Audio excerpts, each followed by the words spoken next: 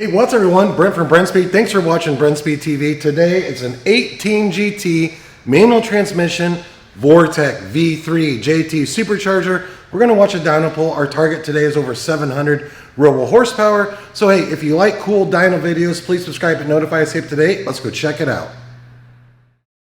All right, so what do we have on this 18 GT besides the Vortech Supercharger? We installed a set of billet oil pump gears, rear cylinder head cooling kicks. You know I always love cooling mods. Doug's with me. Come down, take a look. It's the Vortech. It's the V3 JT Supercharger.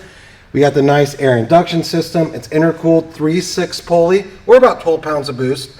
We're running 95-pound DW fuel injectors, a Kenny Ball booster pump, and of course custom tune. But it's a sweet setup. I think we're going to get over 700 through the long tubes. We got the supercharger, 12 pounds of boost. Check this out.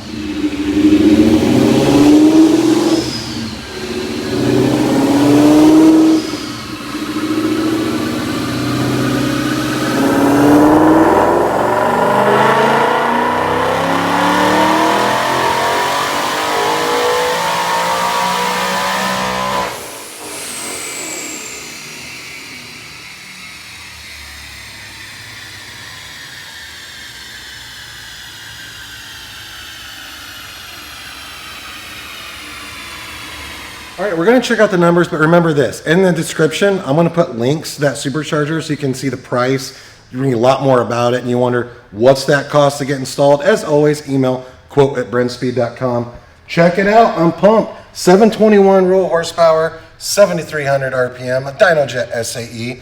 Torque comes in nice, 521, peaking at 7,000 RPM. Killer numbers on this stealthy 18 right here, so check it out.